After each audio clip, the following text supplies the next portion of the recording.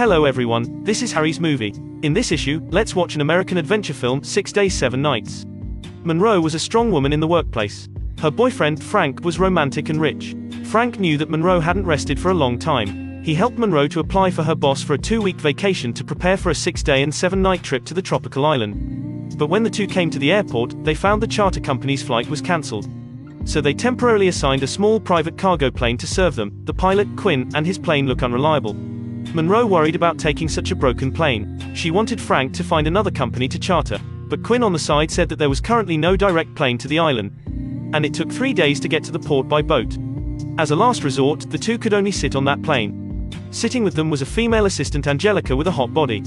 Soon after, the four arrived on the island. At night, Frank reminded Monroe today was the anniversary of their first meeting. On this important day, the romantic Frank proposed to Monroe. The next day, the young couple on the beach were enjoying a rare holiday. Suddenly, Monroe's boss called and told that the urgent work at work made the boss anxious. The only person she could rely on now was Monroe. Other personnel had rushed to the city near Monroe to stand by. The boss urgently needed Monroe to spare a day to complete this important work.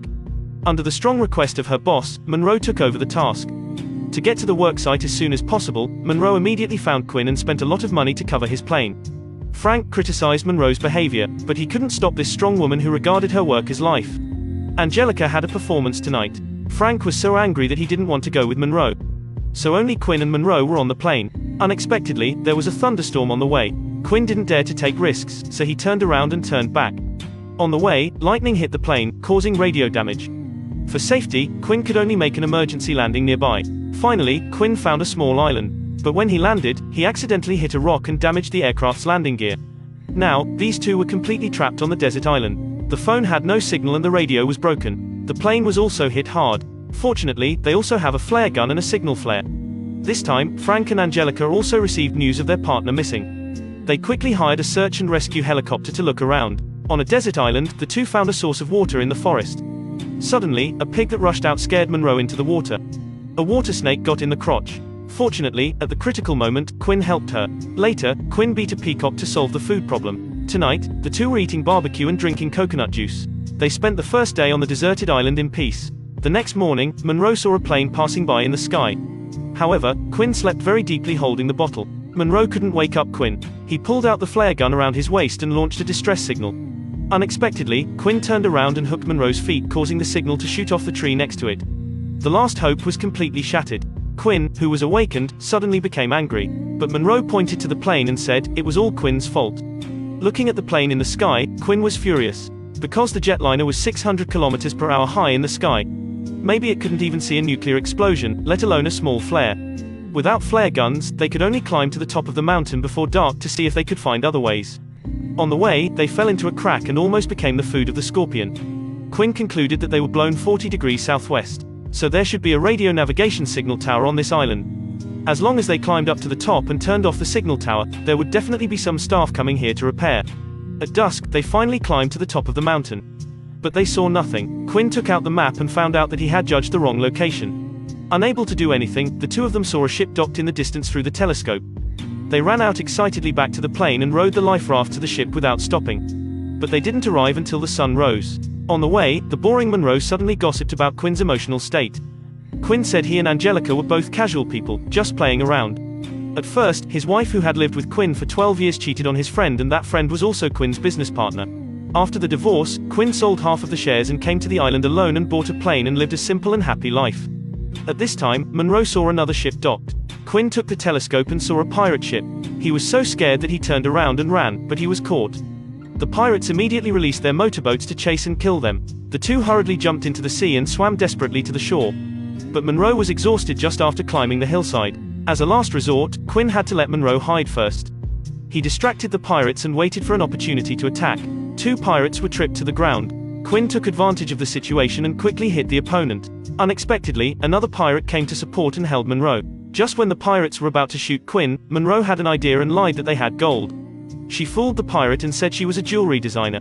There was jewelry made of gold and gems on the plane they fell. When the pirate heard that he could make a fortune, he immediately escorted the two to find gold. When passing by the slope, Quinn decisively held Monroe and rolled down. They ran frantically all the way but ran to a dead end on the edge of the cliff. Behind were the pirates with guns, and the front was a vast ocean. There was still a hope of life when jumping into the sea, and they would definitely die if they fell into the hands of the pirates. Quinn immediately pulled Monroe and jumped off. On the beach, the two people who survived the catastrophe couldn't help kissing together. But Monroe's diamond engagement ring seemed to remind them not to cross the line. The two had no choice but to give up and continue to flee. At this moment, the two people who have experienced life and death together were in mutual affection. Later, they chose to go deep into the old forest. In the tree, they saw a sea air amphibious plane that crashed during World War II. This evening, Frank and Angelica drank a lot of alcohol. Angelica was very active and took off her clothes and wanted to spend the night with Frank. To comfort their common bad mood, Frank was determined not to betray Monroe. Though he said no, his body was very honest. Here, the men and women on the isolated island were getting warmer.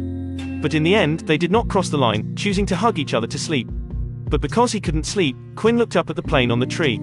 Suddenly he had a new idea. He saw off the taxiing gear of the crashed plane and transported it back to the sea, then used the wooden shelf to pull the plane upright. Then he tied the taxiing gear to the landing gear. A seaplane was successfully transformed in this way. Unfortunately, the pirates found them before they took off. This time, the pirates directly launched a long-range bombardment. Time was running fast, and the two couldn't take care of the experiment and quickly drove to the surface to accelerate. Moving target made it difficult for pirates to shoot. No shells hit the target. At this time, the plane was quickly rushing towards the pirates' boat. Either they were able to take off successfully, or be burned to pieces. After the two people worked together, the plane flew smoothly at the last minute. Several pirates just aimed at the target and unknowingly competed to put the muzzle upright. The plane didn't hit, but instead blasted the pirate ship into pieces. On the high-altitude plane, Quinn, who was seriously injured, was very weak. He was afraid he couldn't hold on, so he taught Monroe to fly a plane while she was awake. On the holiday island, Frank and Angelica failed to find their partner. They thought their partners had been killed and they were holding a burial for the two. Just after the funeral, Frank knelt before the priest. He regretted that he had committed a crime and sorry for his dead fiancée. At this time, Monroe was driving the plane close to the island.